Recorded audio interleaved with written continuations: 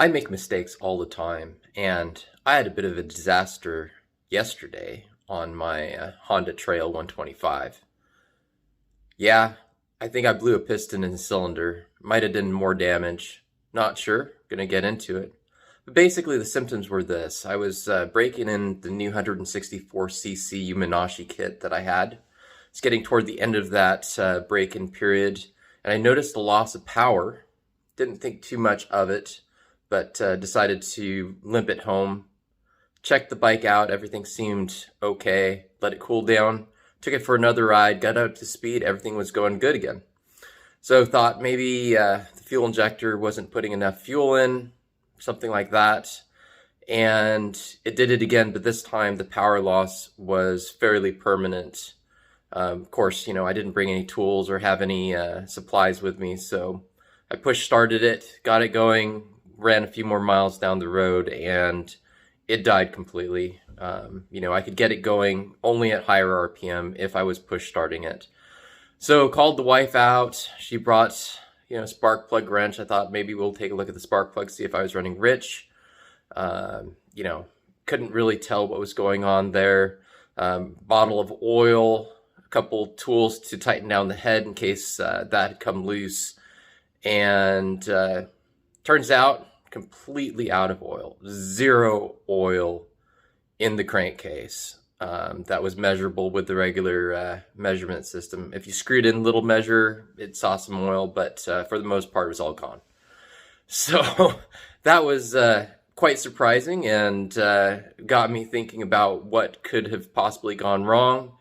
Anyway, filled it up with oil in a parking lot, push started it with the wife's help, and white smoke billowing out the back of the tailpipe. Just amazing string of white smoke. So obviously bad on me for burning out the oil, bad on me for how I must have assembled the kit. Now, thinking back, there were two things that were a little bit strange when I put the thing together. The first was, it was the first time I've ever done the gapping of the piston rings. And it was interesting because I ground off a little bit of the piston ring and it still was at zero gap. Ground off a little bit more, still at zero gap. Kept on doing this for quite a while with no gap. And then finally, one last little grind and it took me right to the full gap. So I think what was happening is these piston rings, they're oversized for the bore, and when you put them in the bore, the ends touch, but that does not mean that doesn't have a gap. At least that's my thought at present. So I might have put too much gap, maybe up to 10 times the amount of gap, maybe 100 thousandths instead of 10 thousandths. But I don't know. It's the first time I've gapped it. Like I said, I put it in the cylinder, squared it up. Everything looked like zero for the longest time. So it could be that. The other thing that I noticed, and this happened with both the first and the second piston ring, by the way. The other thing that I noticed is that one of the piston rings was kind of sticky in, when the ring went into the little gap in the cylinder, it was kind of sticky. And so that's also a possibility. Either way, the bike consumed oil over the 100 miles that I was trying to break the bike in, used up all the oil, and the failure was basically zero or low compression, probably blowing into the crankcase. And I did notice that the air filter was dripping oil down into the engine bash plate. Again, I think that's coming from the breather tube from the crankcase being overpressurized by the cylinder through the blow-by.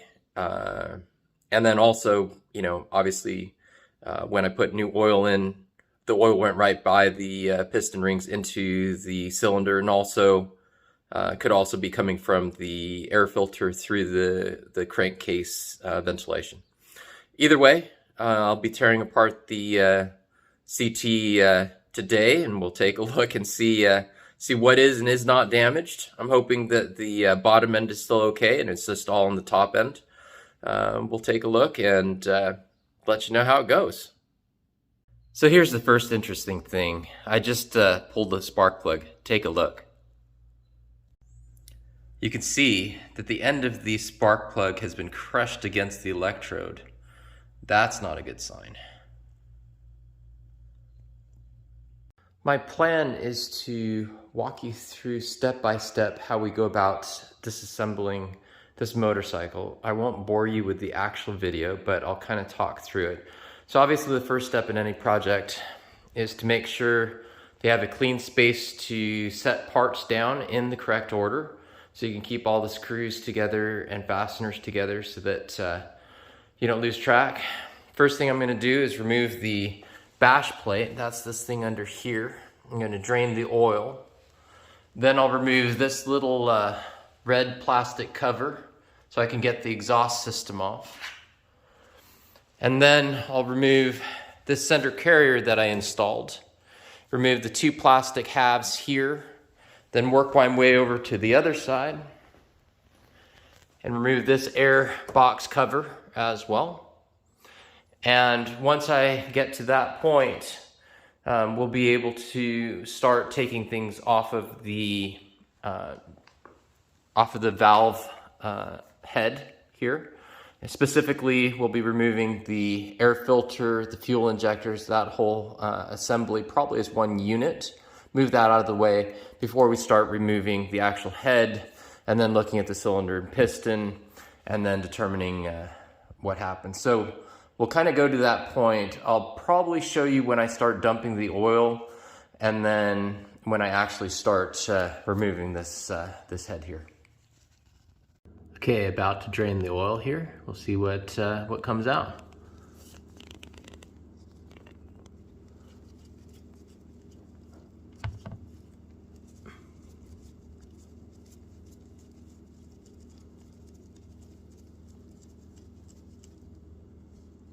It's a little bit sticky, but we got it.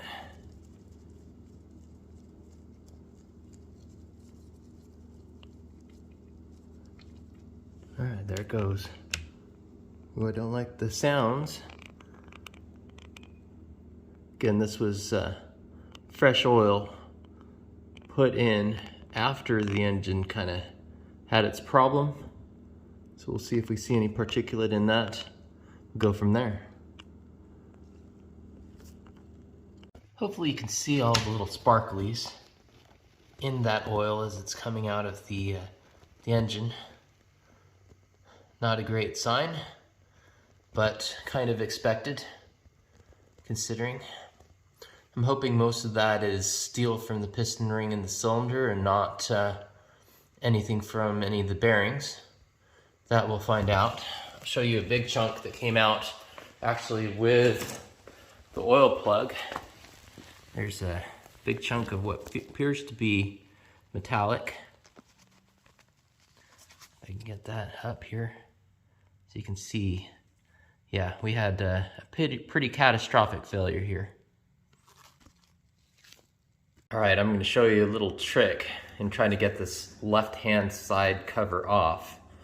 There's actually a little pin here and a little pin here, and then there's two, what I'm going to call hooks here. So you have to reach under here and lift up right here in the center to unlatch this pin, because again, there's a pin here. You gotta push up here while these parts are held down.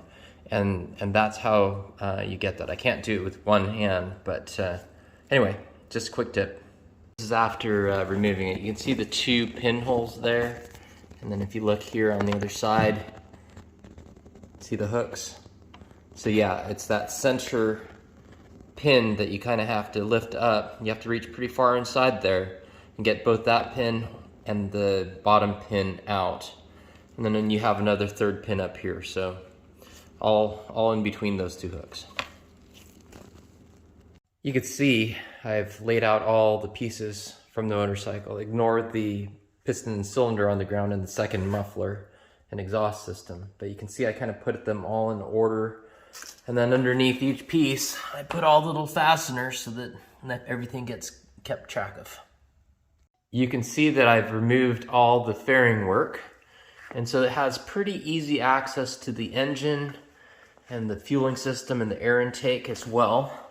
So what I'm planning on doing here is I'm going to go ahead and remove one screw here and one screw on the other side of this air intake, and then just lift the entire thing up with a zip tie, and then that'll give me full access to this engine. You can see I've removed everything necessary, so the next step is just removing the cylinder head, and as soon as I get through that, we'll start looking at the damage to the piston and cylinder. The cylinder head, you can see the exhaust and intake valves there. Pretty oily, but I don't see damage to the actual valves themselves. They look okay, like they did not make impact. I'll show you what the piston head looks like, and you can definitely see some issues here. So, see this little ding there? That's probably impact with the spark plug. And then right up here, you can see there's a missing chunk of that piston. And I don't know if that's melted or just broken away. We'll pull off the cylinder itself and take a look. Here's the inside of the cylinder. You know, that actually doesn't look horrible. Not great. You definitely can see scraping, but I was expecting to be chunks out of this cylinder.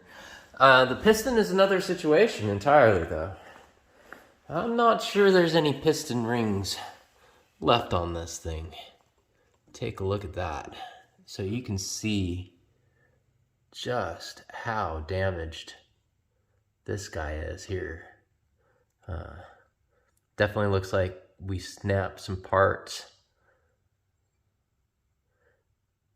Yeah, piston rings are embedded, or that may actually be the groove that's left over where the piston ring is no longer. So that seems pretty fully worn out. I'll pull this out. I'm gonna give it a little push-pull here as well, just to see if the bottom end has any problems. No? Believe it or not, they seem really quite tight. So, good job, Honda. You made a motor that apparently can run without oil. It's just pretty impressive, I must admit. But yeah, wrist pin feels really tight. Bottom end feels really tight. No harm, no foul there. Obviously, we'll have to rinse it out with the fresh thing of oil and then dump it again. But let's pull this piston out, fully examine both sides, and see what happened. So what to make of it? So you can see that there is a missing chunk of piston, and it goes all the way through the rings to the oil holes in the oiling ring. So piston ring 1 and 2 have been bypassed. You can see that a good portion of the piston rings are embedded into the piston itself. Part of my theory was possibly stuck piston rings, but with it running without oil after it consumed it all, you know, it's a possibility that happened after the fact. You can see here's the gaps in the ring that I was worried about. Doesn't look like the failure occurred there. So struggling a little bit to figure out what went wrong. If the piston overheated, I would have expected some form of melting or other type problem on the very top surface. Certainly not the case here. Looks okay. It doesn't look like it's melted or anything like that. So perhaps a chunk of piston snapped off, maybe because the ring was tightened there. I told you it was sticky when I put it in there. Maybe that ring expanded a little bit, or maybe it was just a weak spot in the piston. Now, to the spark plug, and you can see that little impact point. I think that's where the spark plug was hit. I would guess that the piston inside of the cylinder was able to rock enough forward that it just made contact. I bet there's very little clearance there. So interesting that occurred. Again, I'm not seeing a whole lot of looseness in the bottom end or the wrist pin. So there you go. Good job on Yuminashi here. You can see the piston skirt, aside from where the piston itself was destroyed, it looks pretty good. There's a little scraping here, and on this side, a little bit of scraping there, probably where this thing had maximum rocking, but a lot better than the Takagawa piston that I pulled out earlier, even though this one ran without oil for who knows how many miles. Total mileage on the piston cylinder was right around 100.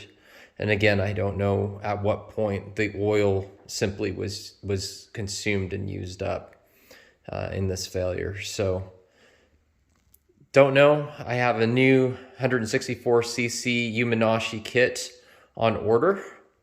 So I'll be throwing that in, flushing out the oil a couple more times, making sure there's no more chunks of piston like I found on the drain plug. And we'll see how it goes. Thanks for watching. Once I get that new 164cc Yuminashi kit installed, I'll make another follow-up video and maybe follow the course of how that goes. But again, good on Honda. You made a motor that can run without oil. Not so good on my assembly capabilities because, yeah, somehow either not recognizing the stuck piston ring before putting it in there, or putting too big of a gap that consumed too much oil in the number 1, number 2 ring. Either way, failure is on me. Thanks for watching.